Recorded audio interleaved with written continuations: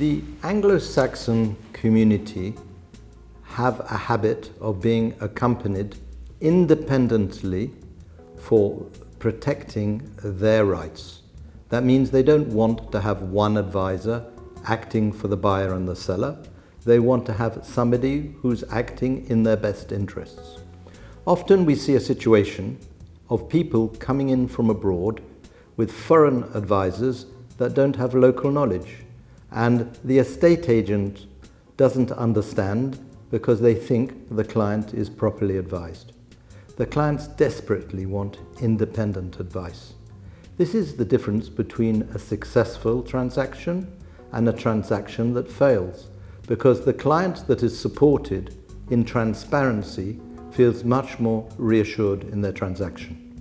Now, I want to bring to your attention that the agent has a very important role to play.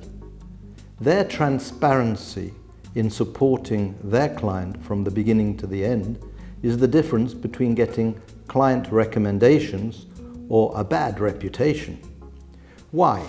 Imagine you're buying a house in the country and the client wanted a tennis court or a swimming pool, and you say, no problem. When you get to the notary to sign the act, the notary says, but there's no way you can put a swimming pool or a tennis court. What does the client do? He pulls out of the transaction. He's already got his credit, but he hasn't been properly advised, and it becomes litigious. So with the Anglo-Saxon community, what they want is transparency and to buy what they think they're going to buy, not what somebody wants to sell to do a deal. And if you take care and are careful, you'll have a happy client, and from them you'll have more referrals, which is good for business and good for everybody.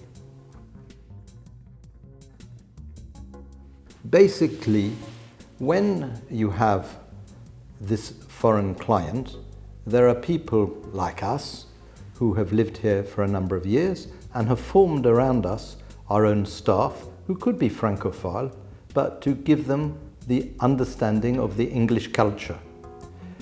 It's no good just going to a foreign advisor or say the client's already advised, because often that foreign advisor doesn't have the local know-how, is not up to date, and doesn't understand exactly the best circumstances. I could give you a million of examples, but we don't have time for that today. But what I can say is take advice in France from professional people in France that know and that can support the file and create a successful file to keep that long-term relationship. There's a very important thing to understand, which I found when I first came to live permanently in France many years ago, unfortunately I'm that old, is that the compromis de vente or the promise de vente has suspension clauses, as does the offer of credit, which basically means you can block a transaction with a seller. You can block several transactions with a seller, and provided you have reasons to break the contract because it doesn't meet the criteria, the seller can't sell, but you can buy. So for a foreigner, it's paradise. I came and I could go in and contract several things at the same time, and if they didn't meet all my criteria, I could break those contracts. In an Anglo-Saxon environment, one doesn't exchange until one's done all one's due diligence, generally speaking. And if one cannot exchange until one's done all one's due diligence, what that means is you can be what's called in English gazumped. And if you're gazumped, it means you can lose the deal because you can't block it. So you've got this dilemma to move fast and block it and make a mistake, or lose the deal. Whereas in France, once you've contracted, obviously there's litigious situations always in life, but at least you've got the time to sort it out and get that property of your dreams. And I think that's quite a good system myself. What is quite interesting is in France we have long-term fixed interest rates. And a lot of people like that because it basically means they can fix their risk. The actual situation is you've got these 15 and 20-year loans, and the foreign community feel very comfortable forgetting the problems of life insurance. And you can borrow locally outside of exotic countries. You may have problems if you're Russian or Iranian, but generally speaking, if you come from a normal country member of the OECD, there's not too much a problem. Now, you can borrow 70–80%, which is also attractive, and you can do a repayment loan.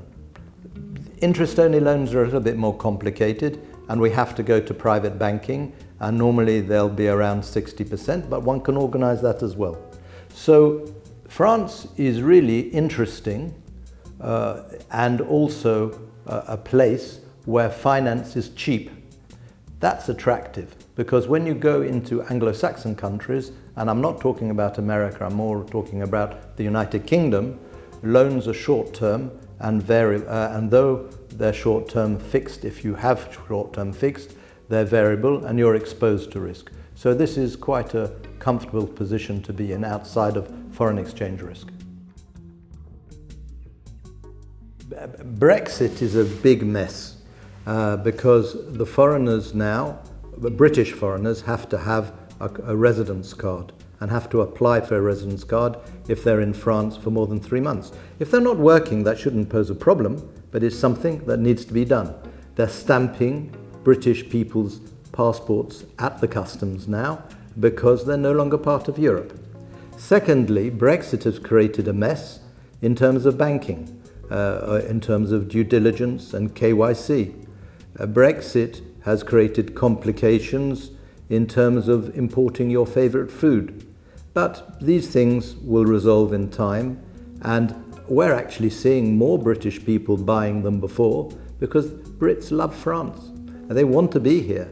They enjoy it here. So I don't think Brexit is a criteria, because in the medium term it'll get into a habit, like most of these ridiculous situations that we find ourselves in. Also, one shouldn't forget the problems of social security, but that's something we haven't got time to discuss now and is not a property issue. The other thing which I think is important to mention for British people is the fact that you can do a British will. And so from a British will, you can actually choose getting around forced heirship rules. Now, if this video goes to people that are not from Britain, that are outside of the European Union, one can also get around forced heirship rules using Monaco entities, which basically will help as well. But we don't have time to go into that. Please seek advice or contact us, and we're happy to help.